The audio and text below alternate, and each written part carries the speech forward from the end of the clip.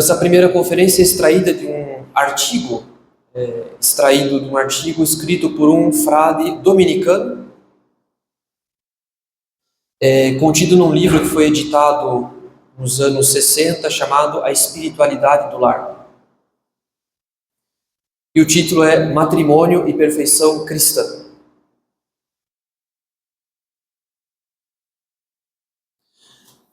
O peso do cotidiano faz mesmo os casais mais católicos, mais praticantes, se esquecerem do lugar que o matrimônio ocupa no plano da salvação e, consequentemente, da alta missão dos esposos.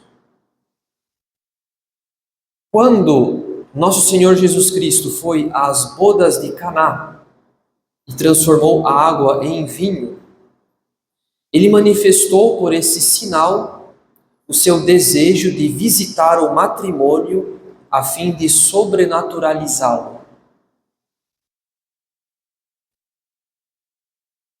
Então, a água, nesse milagre, ela muda de natureza.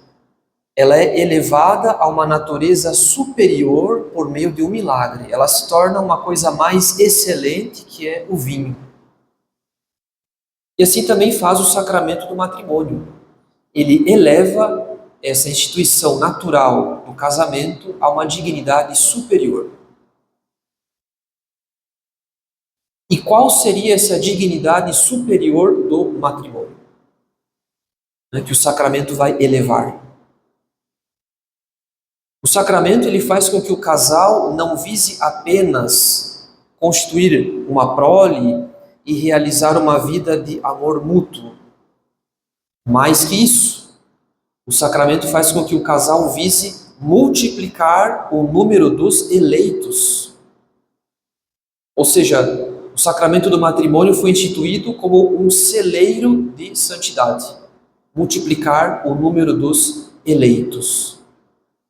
Completar os membros do corpo místico de Cristo. Dilatar a igreja nessa vida e completar o número dos eleitos na vida eterna. Isso porque o matrimônio, ele é uma participação, ele é uma imagem, um espelho da união entre o Cristo e a igreja. Uma participação e um espelho da união entre o Cristo e a igreja. Então, em razão dessa graça, como participação da união entre o Cristo e a igreja, Deus confia aos casais essa missão de completar o número dos eleitos. E além disso, a vida de família, a vida de virtude da família, deve ser uma reprodução, deve ser um espelho da Sagrada Família. A vida do casal deve ser uma reprodução, um espelho, uma imitação daquela vida exemplar que foi a vida da Sagrada Família, a vida de Maria Santíssima, de São José e, é claro, do menino Jesus. Muitos casais reconhecem as dificuldades da vida matrimonial e reconhecem que não se prepararam convenientemente, suficientemente para isso. No primeiro ano de casamento vem aquele peso dessa adaptação que nem sempre é fácil. Então é certo que essa missão divina do sacramento do matrimônio exige uma preparação, essa missão exige uma formação da inteligência, um trabalho da vontade, e tudo isso sob o auxílio da graça. Então é claro que essa alta missão, ela exige uma preparação adequada, proporcional, da inteligência, um trabalho da vontade, e tudo isso sob o auxílio da graça. Afinal, quanto mais alta uma missão, maiores as dificuldades. São Francisco de Sales diz que o estado matrimonial, diz ele, é um estado que requer mais virtude e constância que qualquer outro. É um perpétuo exercício de mortificação, de abnegação da vontade própria, eu completo. É um estado de perpétuo exercício de mortificação que requer mais virtude e constância que qualquer outro. É um pouco assustador, talvez, essa constatação de São Francisco de Sales, mas é claro que nós estamos aqui para aprender os meios de cumprir e atingir essa perfeição cristã do matrimônio. Então, como os esposos são chamados a uma alta missão, eles precisam se ajudar mutuamente. Então, essa é a motivação da nossa conferência. Os esposos precisam se ajudar mutuamente a formar um no outro esse homem interior, essa vida interior, para que a vocação divina do matrimônio não fracasse. Então, depende, é claro, dos dois, que eles formem esse homem interior, essa vida interior, para que a vocação divina do matrimônio não fracasse. Bem, então, dito isso, vamos ao primeiro ponto dessa nossa conferência. Qual é o fim do matrimônio? Vamos considerá-lo mais de perto, que é a perfeição cristã. Claro, o fim de toda a vida católica, desde o nosso batismo, mas que recebe uma nuance particular no matrimônio, que é um estado de vida que deve nos conduzir a essa perfeição a qual nós já somos chamados desde o batismo.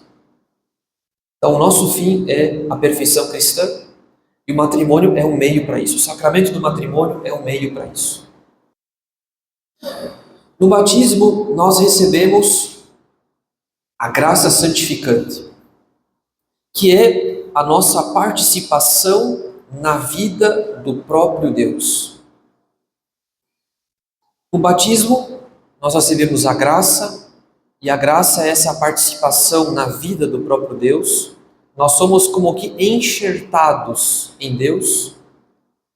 Deus mesmo habita o nosso interior, a nossa alma.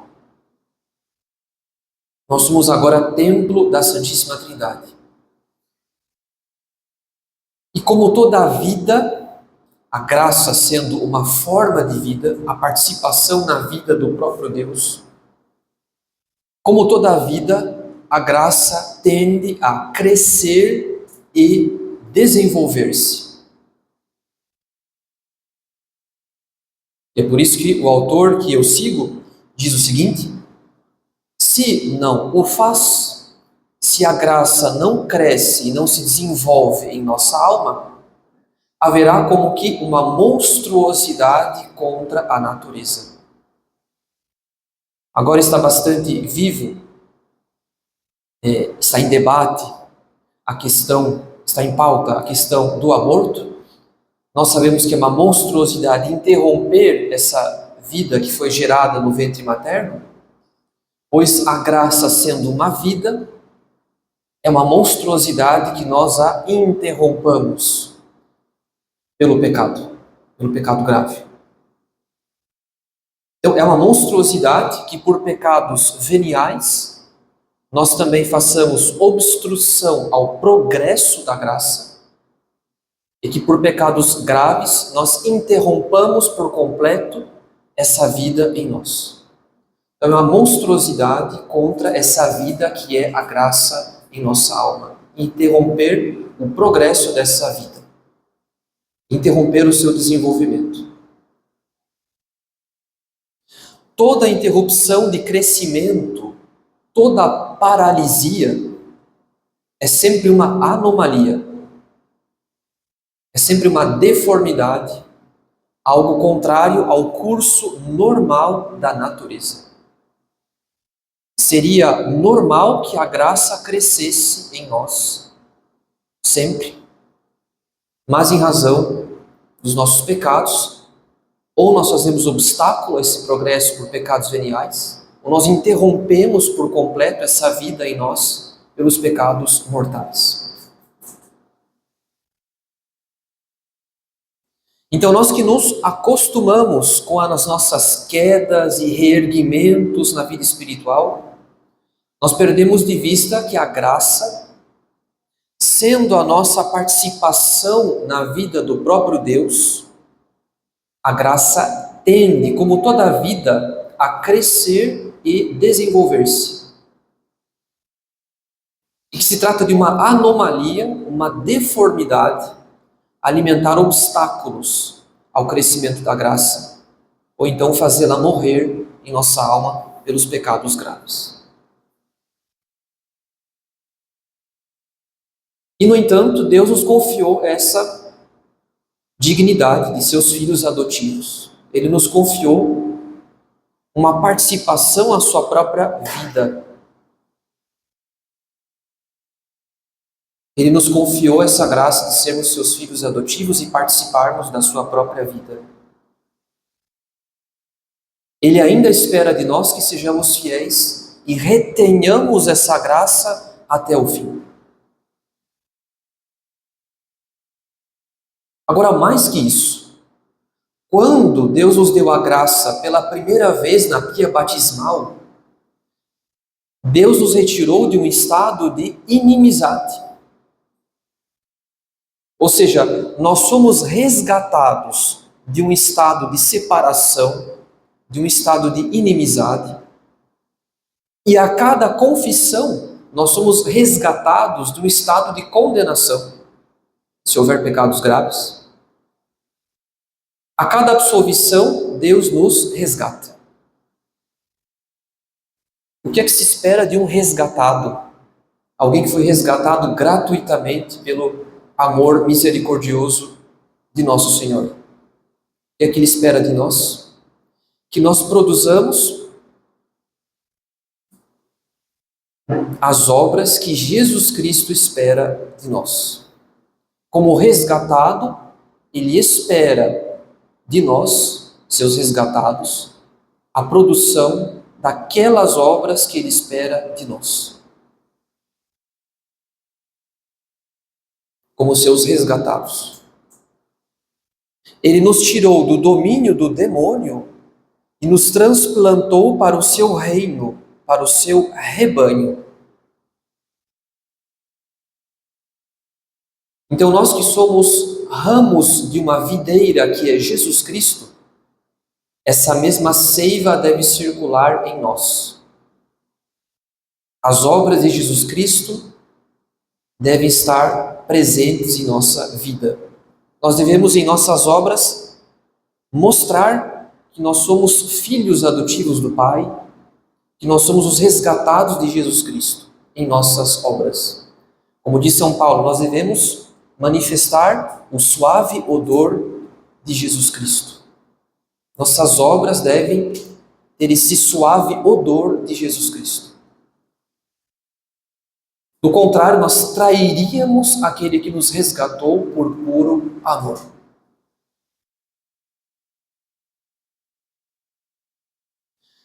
Quando Nosso Senhor diz à multidão no Sermão da Montanha: sede perfeitos, assim como o vosso Pai Celeste é perfeito.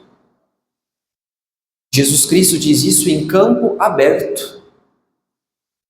Ele não se dirige a um número reservado de fiéis. Ele diz isso a uma multidão. Não a uma elite, mas a uma multidão num campo aberto.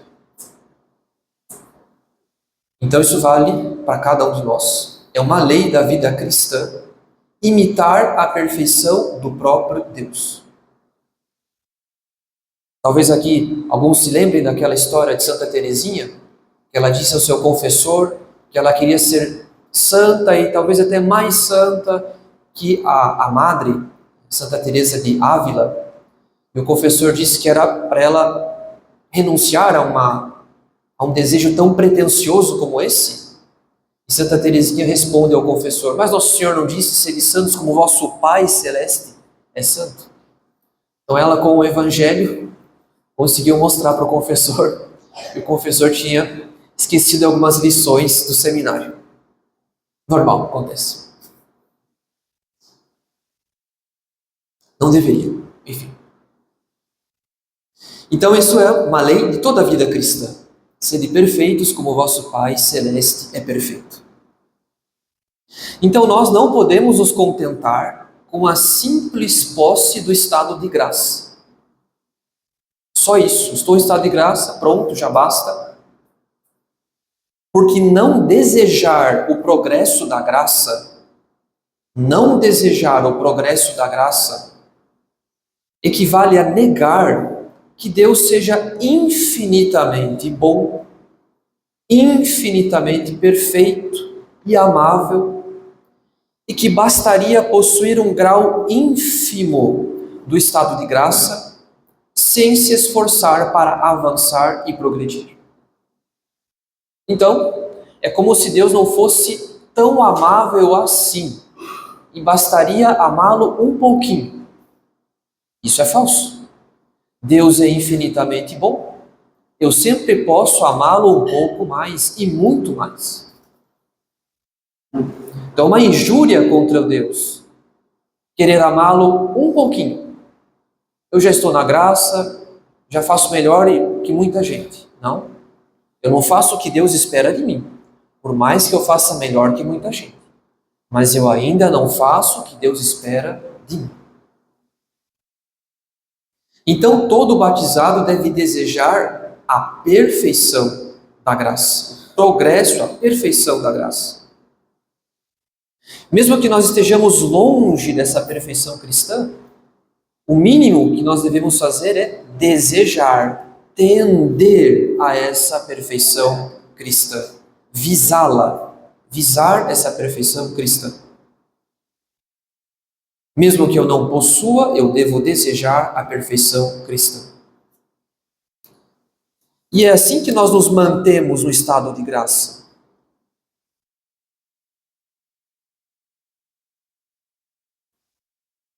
Porque na vida espiritual, quem não avança, regride. Então, se visamos a perfeição, o mínimo que pode nos acontecer é que nos mantenhamos na graça. Agora, se visamos apenas nos manter na graça, logo, logo, até mesmo a graça iremos perder.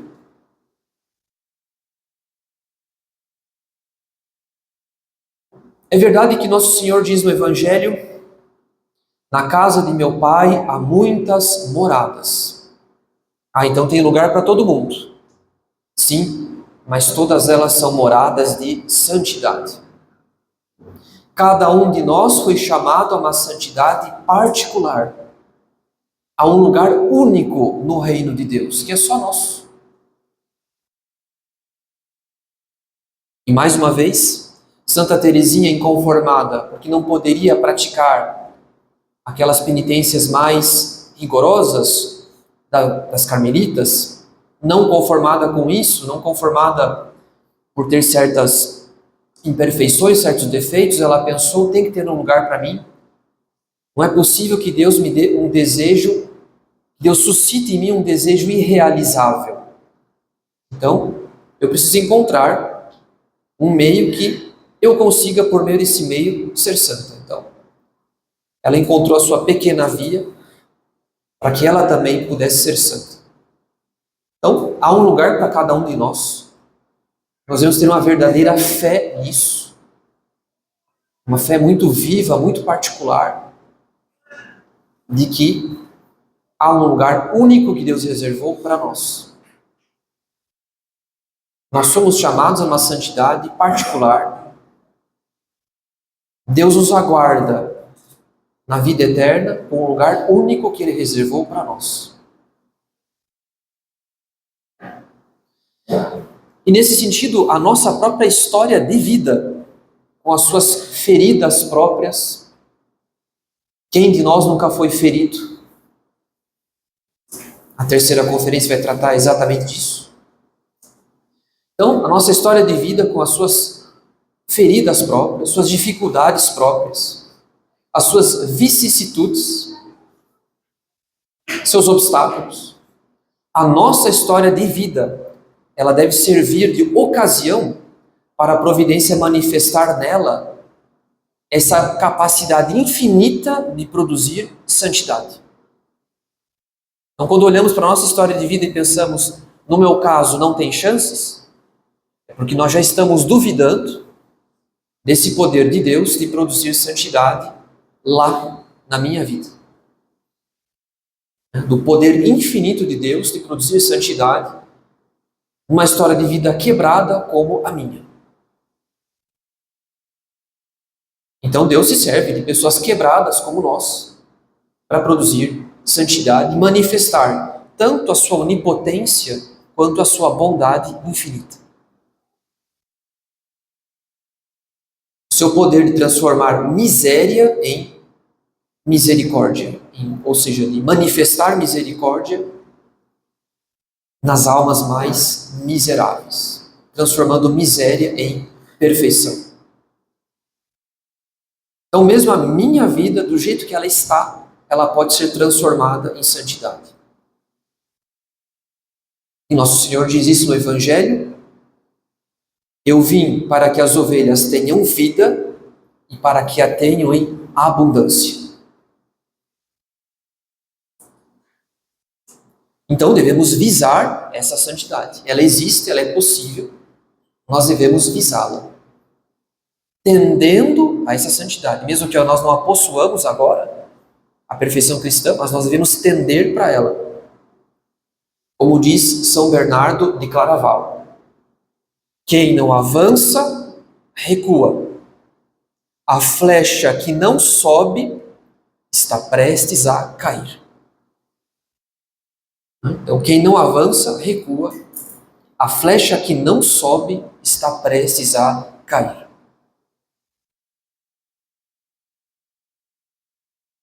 Então, o fim da nossa vida cristã é a perfeição da graça. É a imitação da perfeição do próprio Deus. Agora vamos para o nosso próximo ponto. Qual é o meio pelo qual nós vamos atingir essa perfeição? É a caridade. E a caridade não é apenas o meio, mas ela também é o próprio fim, a própria realização dessa perfeição cristã.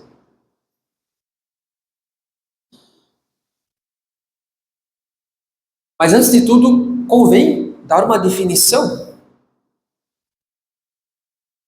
a essa questão que tanto nos interessa. Afinal de contas, o que é a perfeição?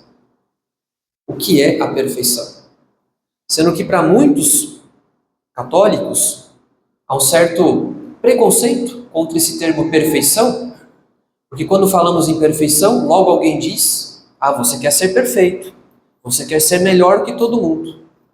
Então, procurar a perfeição é mal visto. É visto como um gesto de soberba, de farisaísmo.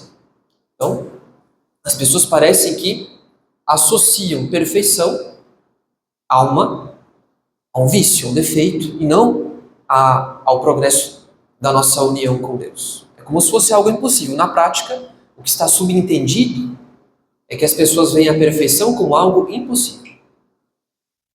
Mas o que é então a perfeição?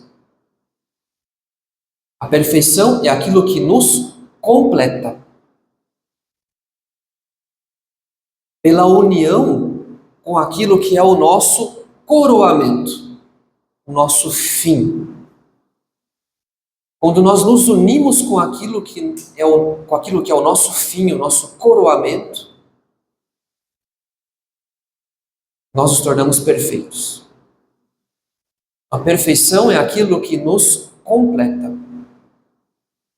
Pela união com aquilo que é o nosso fim, o nosso coroamento. E esse fim é o próprio Deus. Então, a união com Deus é a nossa perfeição. Quanto maior, mais intensa for essa união, mais nós atingimos a perfeição. mas ela é viva em nós. É por isso que Santo Agostinho diz: fizeste-nos para ti, Senhor, e o nosso coração está inquieto enquanto não repousar em ti.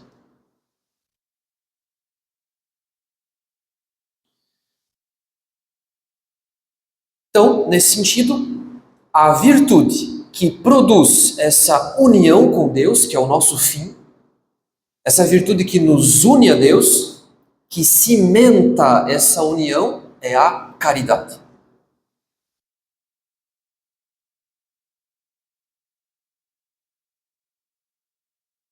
Assim como a graça é a nossa participação na vida do próprio Deus, a caridade é a nossa participação no amor do próprio Deus. A caridade é uma virtude unitiva, ou seja, ela tem o poder de nos unir a Deus. Como o fogo que transforma em si mesmo tudo aquilo que toca. Então, a caridade é comparada ao fogo. A graça, novamente fazendo uma comparação, a graça nos faz entrar na vida do próprio Deus. Mas a caridade nos faz amar a Deus como o melhor dos amigos e o melhor dos pais. A caridade nos permite corresponder ao mistério do seu amor por nós.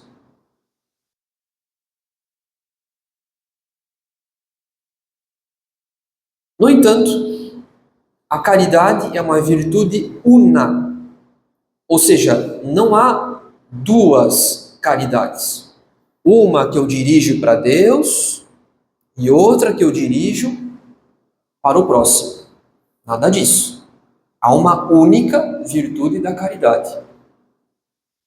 Então, tudo que nós fazemos ao próximo, nós devemos fazer por amor a Deus. Todo o bem que fazemos às criaturas, fazemos em consideração do próprio Deus, amando a Deus no próximo.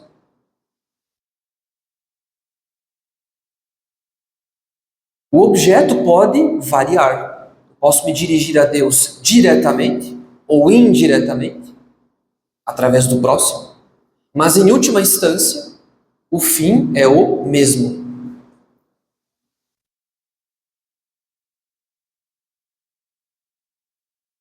É a mesma e única virtude da caridade. Então nós podemos amar a Deus diretamente, nele mesmo, nas suas perfeições divinas, ou podemos amá-lo indiretamente, amando a Deus presente no próximo, ou desejando que ele esteja presente no próximo, através da caridade fraterna, esperando que aquela pessoa possa se tornar amiga de Deus pela graça, por meio da conversão, da sua própria conversão, por exemplo. Então isso quer dizer que todas as ocasiões de exercer a caridade são ocasiões de aperfeiçoamento.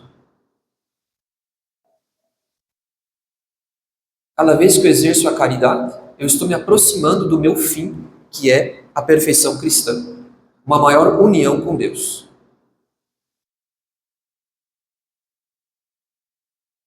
Então isso quer dizer que todas as nossas afeições naturais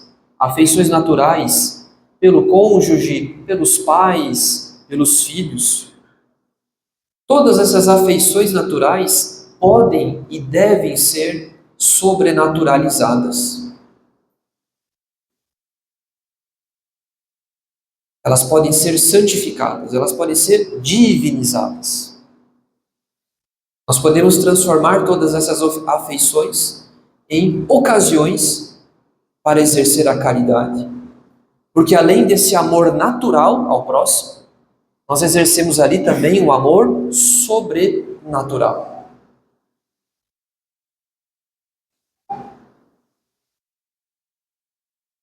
E é por isso que São Jerônimo diz: no que diz respeito às outras boas obras, pode-se alegar um obstáculo qualquer. Então, para fazer uma peregrinação, eu não conseguiria fazer tantos quilômetros a pé. Para se fazer um jejum, eu não tenho condição de fazer jejum, minha saúde não permitiria. Uma vigília, eu não conseguiria passar a madrugada toda acordado. Então, como diz São Jerônimo, no que diz respeito às outras boas obras, pode-se alegar um obstáculo qualquer. Nem todas as obras são para todos. Mas, continua São Jerônimo, quando se trata da caridade, ninguém pode excusar-se. Alguém me dirá, talvez, é-me impossível jejuar. Mas poderá ele dizer, é-me impossível amar? Então, com relação ao amor, à caridade, ninguém está excusado.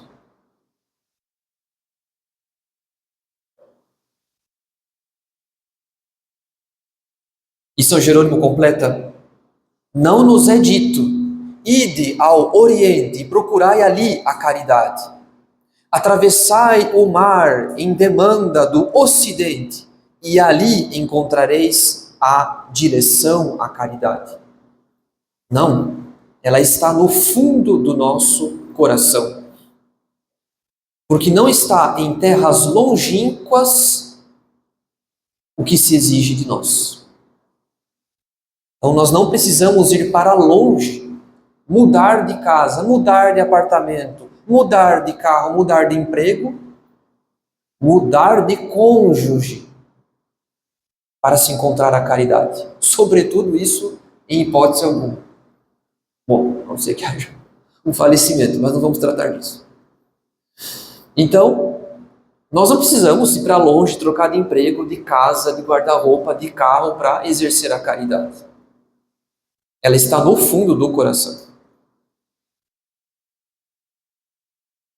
Então aqui nós entramos no cerne, no coração da vocação matrimonial. Se a caridade ela mora no fundo do nosso coração, ela é uma virtude que nós recebemos com o batismo.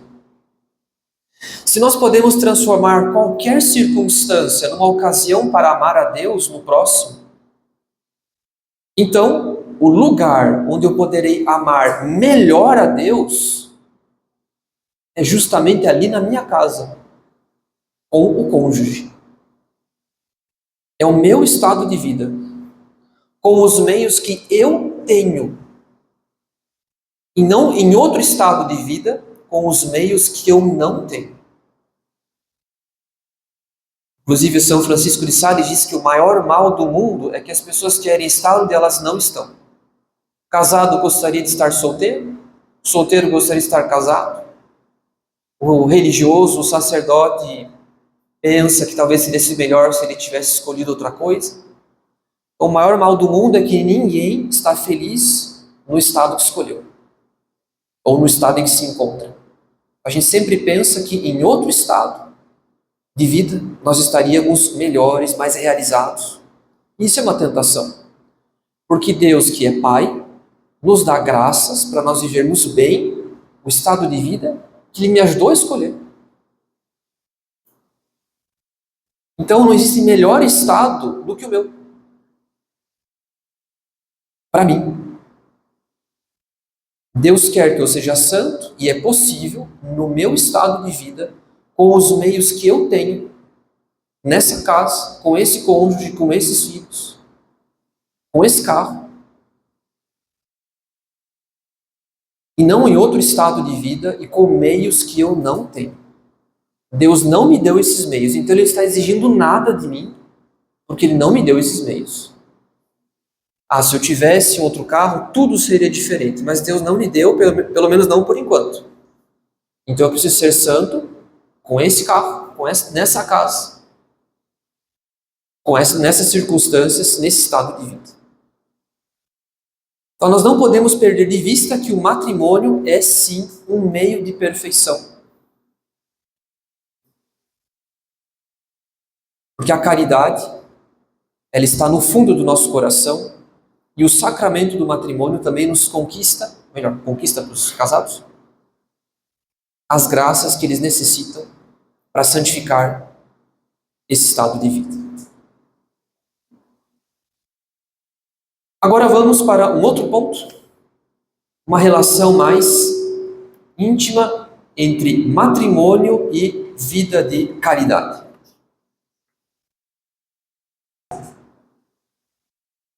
Então, como já sabemos, o sacramento do matrimônio é um meio instituído por Deus para alcançar ao casal as graças que eles necessitam a fim de santificar esse estado de vida, a fim de que ele seja um espelho daquela união entre o Cristo e a Igreja e que eles vivam a exemplo da Sagrada Família.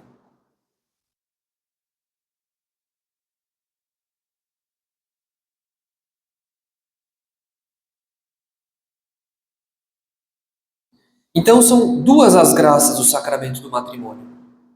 Eles participam da união entre o Cristo e a Igreja, e essa é a graça própria do sacramento, essa participação da união entre o Cristo e a Igreja. Essa sobrenaturalização do vínculo, da união entre o esposo e a esposa, mas eles também adquirem direito às graças de Estado. E o que são as graças de Estado? São uma torrente constante de força, de luz, de doçura, enfim, de auxílios divinos para as dificuldades da vida, desde que os esposos cooperem com a graça, desde que eles sejam dóceis a essas divinas inspirações e a essas divinas moções, esses movimentos da graça. Então, se os esposos têm vida de oração, eles se tornam dóceis a essas inspirações, a esses auxílios, essas luzes aos quais eles têm direito graças ao sacramento. É preciso que os esposos, portanto, sejam dóceis para receber essas inspirações. Isso se obtém pela vida de oração.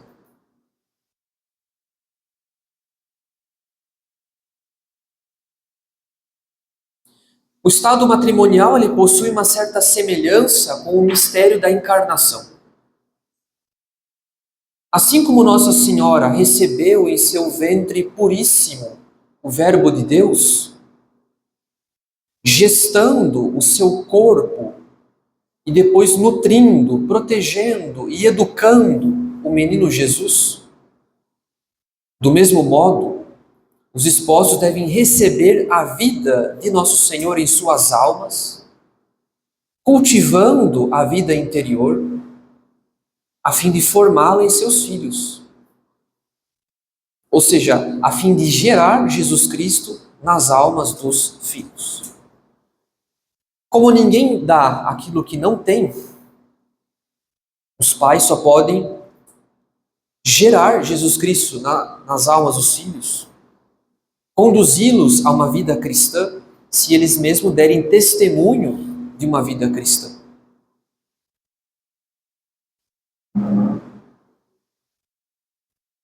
Então, Deus, Nosso Senhor, confiou o Verbo encarnado à Santíssima Virgem, mas Deus também confiou almas ao casal, que eles devem conduzir para a perfeição cristã, para que Jesus Cristo viva nessas almas.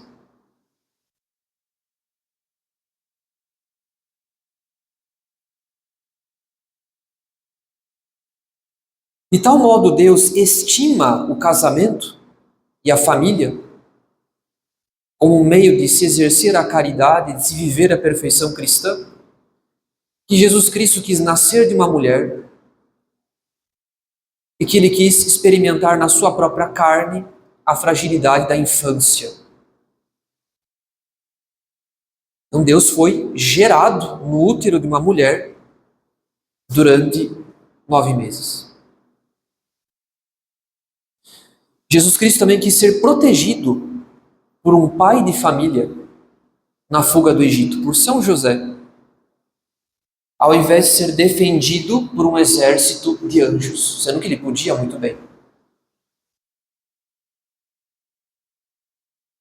E é por isso que Jesus Cristo esteve pessoalmente nas bodas em Caná, o que significa que nós também, os esposos também, podem convidar nosso Senhor para visitar e viver em sua própria família.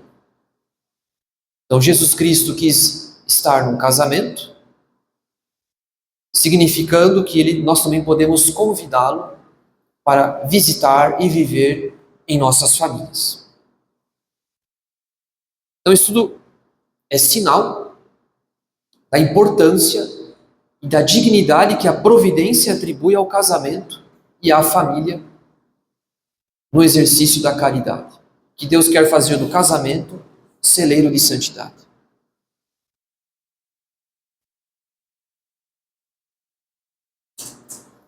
Então, Deus atribui uma importância muito grande ao matrimônio.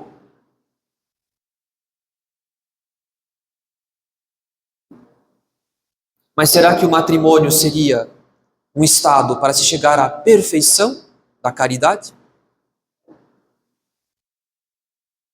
Será que a perfeição da caridade não seria atingida apenas na vida religiosa ou também no matrimônio?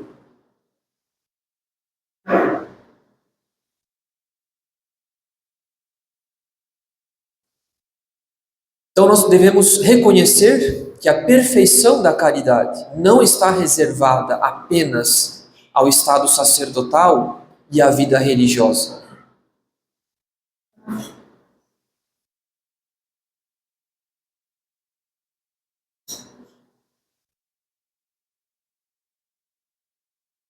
Então, ainda que essa perfeição da caridade nós só iremos atingi-la plenamente no céu, quando não houver mais nenhum obstáculo na nossa alma para amarmos a Deus de todo o coração, isso não impede que os cônjuges façam o que estiver em seu alcance para unificar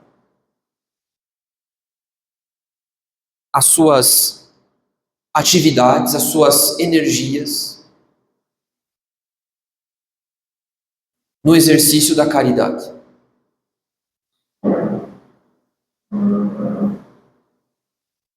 Então é possível que eles atinjam essa perfeição da caridade se houver essa mútua colaboração, essa unificação das energias, das próprias capacidades, em torno desse objetivo comum. Se os dois visarem a perfeição, ela se torna cada vez mais atingível, mais fácil. Se os dois visarem a perfeição.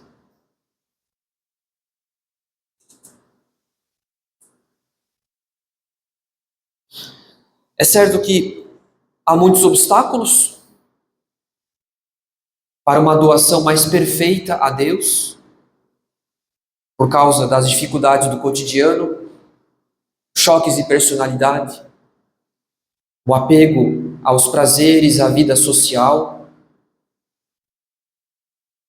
os apegos ao espírito do mundo, muitas vezes, desordens na vida afetiva. É certo que há muitos obstáculos na vida matrimonial,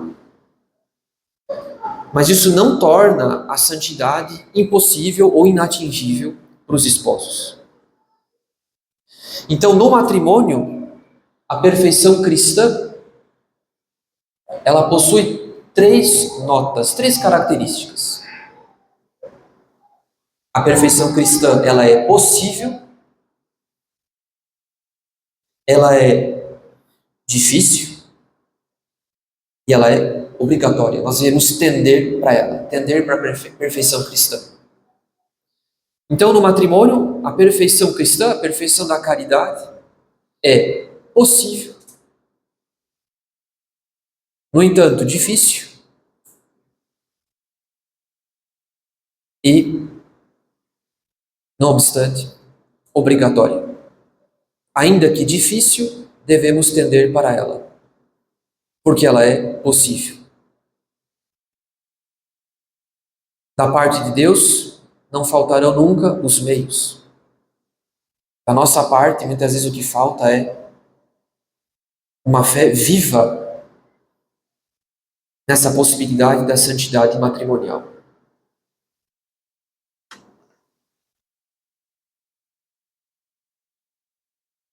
Para concluir, gostaria apenas de dar dois meios internos diz respeito à vida espiritual de cada cônjuge, dois meios internos que nos ajudam a perceber melhor como visar essa perfeição cristã no cotidiano, essa perfeição da caridade, que é possível, que Deus mesmo quer. Porque Deus quis ter família nesse mundo, porque Deus visitou um casamento nesse mundo.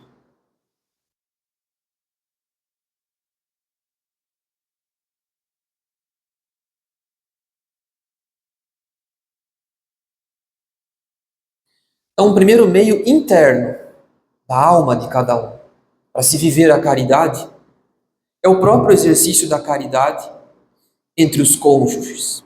A caridade entre os cônjuges.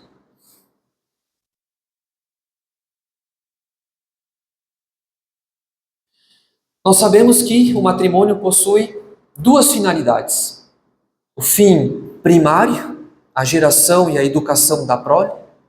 O fim secundário, o amor mútuo entre os esposos.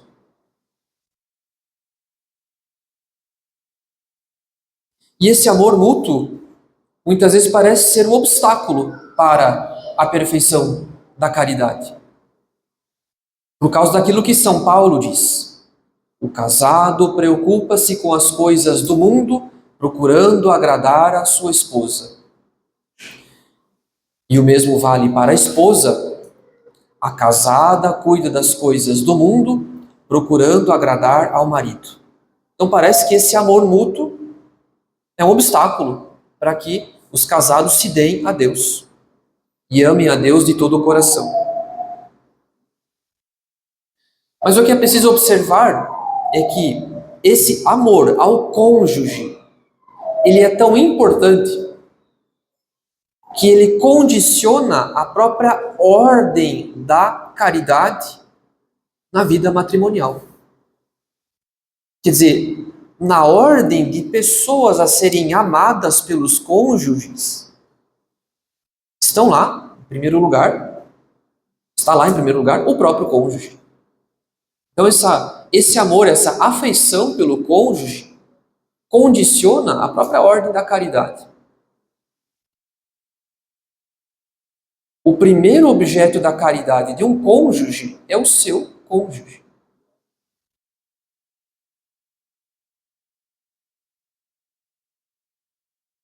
Por isso que em Gênesis está escrito: o homem deixa o seu pai e a sua mãe para se unir à sua mulher. E já não são mais que uma só carne. Então a caridade entre eles deve ser grande, a fim de preencher, inebriar todo esse afeto, que é o maior da vida deles dois. A fim de santificar esse afeto, esse vínculo. Então, quão grande deve ser a caridade de um cônjuge para o outro, para com o outro, para que seja capaz de santificar, elevar o grande afeto que um tem pelo outro. Então, a caridade, longe de destruir o afeto, vai ordená-lo todo para Deus. E é por isso que o sacramento faz com que os esposos sejam uma só carne em Jesus Cristo. São Paulo diz: maridos, amai as vossas mulheres como Cristo amou a igreja e se entregou por ela.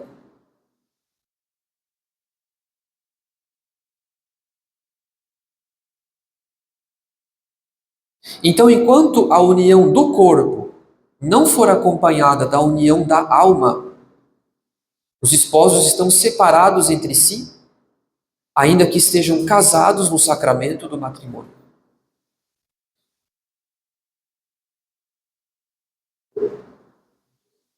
Então, se faltar a vida interior, a vida espiritual, a vida de oração,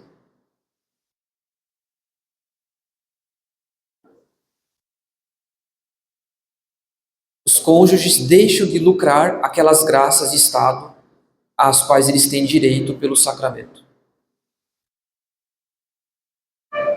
Eles não podem atingir uma perfeita união de alma sem vida interior. É a vida interior que torna a graça do sacramento viva e eficaz, viva e operante.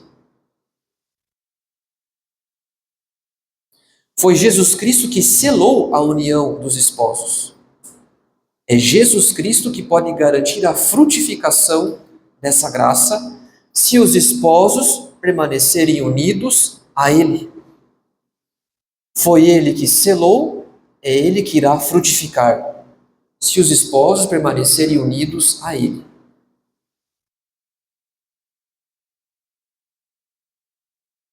Então a caridade matrimonial não destrói, não diminui o afeto, mas purifica, eleva e sobrenaturaliza esse afeto. E aqui eu faço uma citação de um pregador francês, o padre Lacordaire, quando ele diz o seguinte: o amor não se detém no ato da escolha. Amar não é simplesmente escolher alguém. O amor não se detém no ato da escolha. Exige a dedicação ao ser escolhido, à pessoa escolhida. O amor não se detém no ato da escolha. Exige a dedicação ao ser escolhido, à pessoa escolhida. Escolher é preferir um ser a todos os demais. Dedicar-se é preferi-lo a si mesmo.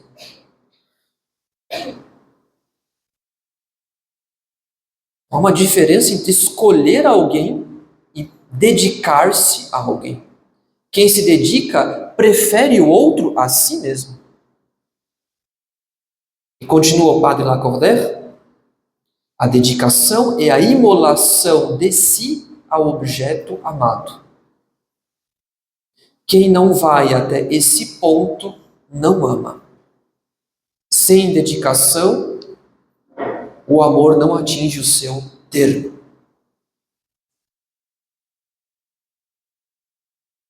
Então, o afeto faz com que uma pessoa escolha a outra.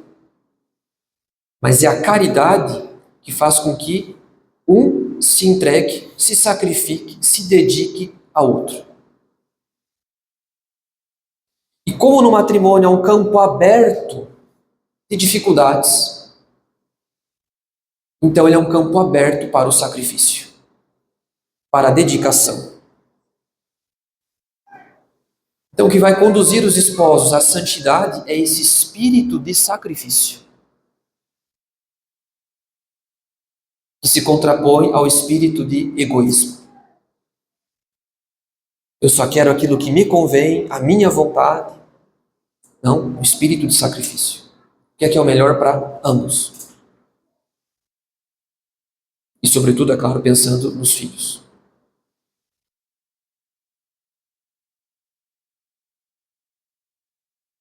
Então, delicadeza para com o próximo, atenção, esforços de compreensão, encorajamento, conselhos, consolações, pequenos atos do cotidiano que vão pouco a pouco realizando a caridade entre os esposos e exercendo ali um espírito de sacrifício.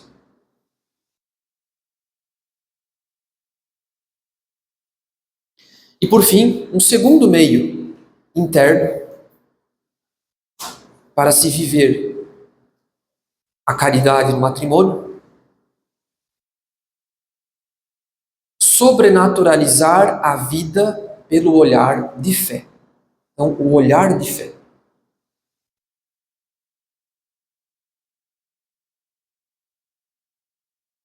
Então, se podemos praticar a caridade a qualquer momento, uma vez que ela mora, ela habita no fundo do nosso coração, ela é uma virtude que nós recebemos no batismo. Isso quer dizer que os esposos devem ver a vida, devem ver as coisas com um olhar de fé. Porque eles podem, a qualquer momento, em qualquer circunstância do cotidiano, ver essas coisas como uma ocasião para exercer a caridade. Então devem ver a vida com um olhar de fé. Como Deus mesmo vê as coisas, do ângulo da eternidade, como Deus vê as coisas. A partir do peso, do valor que as coisas têm para a eternidade. Quer dizer, se eu pensar na vida eterna, isso aqui deixa de ser um mero problema. Se torna uma cruz que vai me santificar, que vai me purificar, que vai me ajudar a amar mais a Deus, a estreitar um laço de caridade com o cônjuge e alcançar uma maior perfeição cristã. Então tudo se torna matéria para o exercício da caridade, desde que os cônjuges tenham um olhar de fé. Desde que eles vejam a vida e as coisas como Deus mesmo as vê. Do ângulo da eternidade, do peso, do valor que as coisas têm para a eternidade. Do contrário, a gente perde a caridade de vista, mas porque a gente já perdeu esse olhar de fé.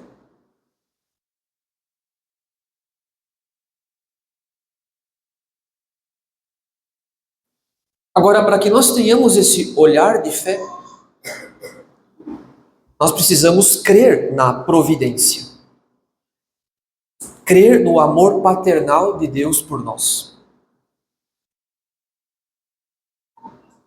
Ninguém estaria seguro de praticar a caridade a todo instante, em todas as dificuldades da vida, se não estivesse, antes de tudo, seguro de que Deus mesmo previu essas ocupações e essas dificuldades para o nosso próprio bem.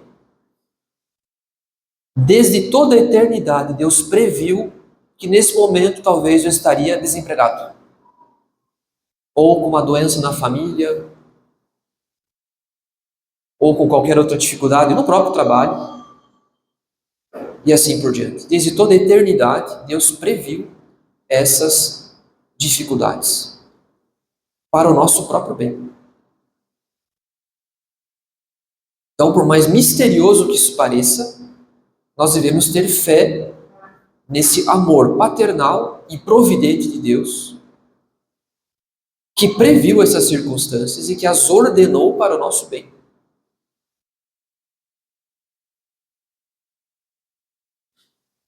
Como diz São Paulo, né? Todas as coisas concorrem para o bem daqueles que amam a Deus. Então, como exercer esse olhar de fé sem antes ter certeza de que a vida não é um jogo aleatório, mas existe um plano estabelecido pela providência, em que Deus permite males, mas em vista da nossa própria purificação, do nosso próprio amadurecimento, nossa própria perfeição. Então, a partir desse olhar de fé na providência, nós vemos nas ocupações do cotidiano e nas dificuldades uma ocasião privilegiada para amar a Deus, porque nós estamos seguros do seu amor por nós. Ou seja, nós pagamos com a mesma moeda o amor com que Deus os ama. Eu estou seguro que Ele me ama. Eu não tenho dúvidas que Ele me ama. Então eu vou pagar com caridade o amor que Ele me manifesta nas cruzes que Ele me envia. Eu estou seguro do seu amor por mim. Então, para Deus nosso Senhor, não existem obras grandes ou pequenas. Existem obras feitas com caridade ou sem caridade. O que importa para Deus, em última instância, é isso. Se eu fiz por amor ou sem amor. E não se foi uma obra imensa, brilhante e assim por diante.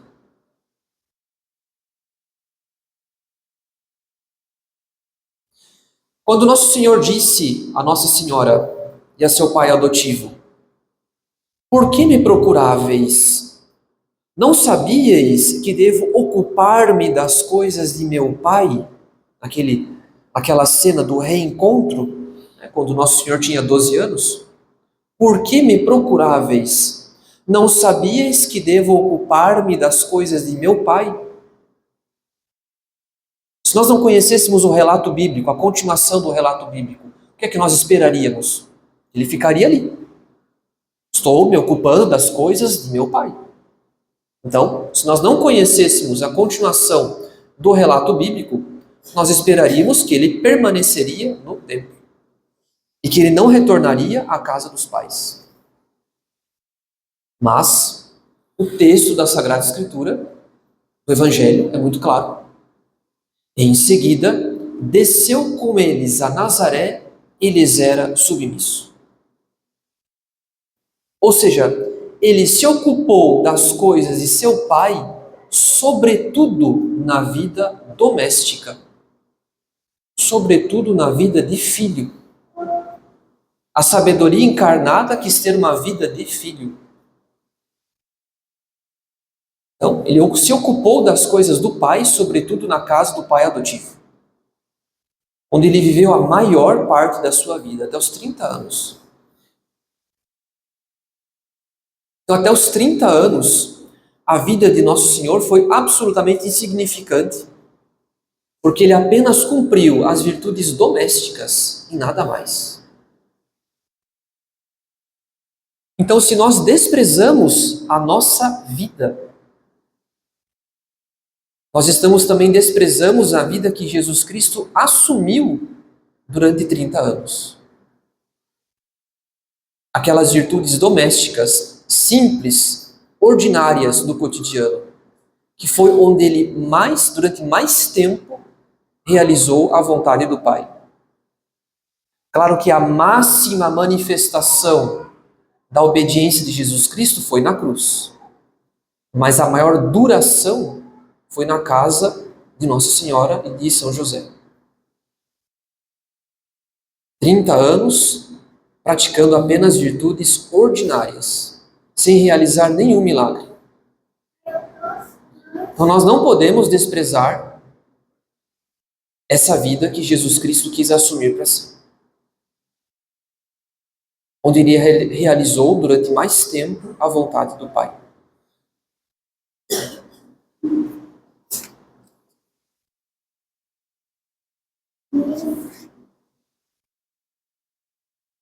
Então, em conclusão, conto aqui um relato da vida de Santa Catarina de Sena.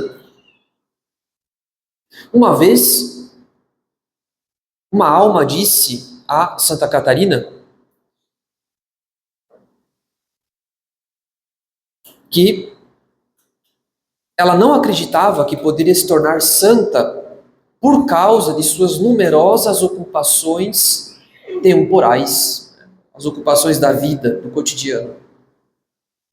E Santa Catarina de Sena simplesmente respondeu: é a Senhora quem as torna temporais. Então não é que essas coisas, elas não se ordenam a Deus, sou eu que não as ordeno a Deus.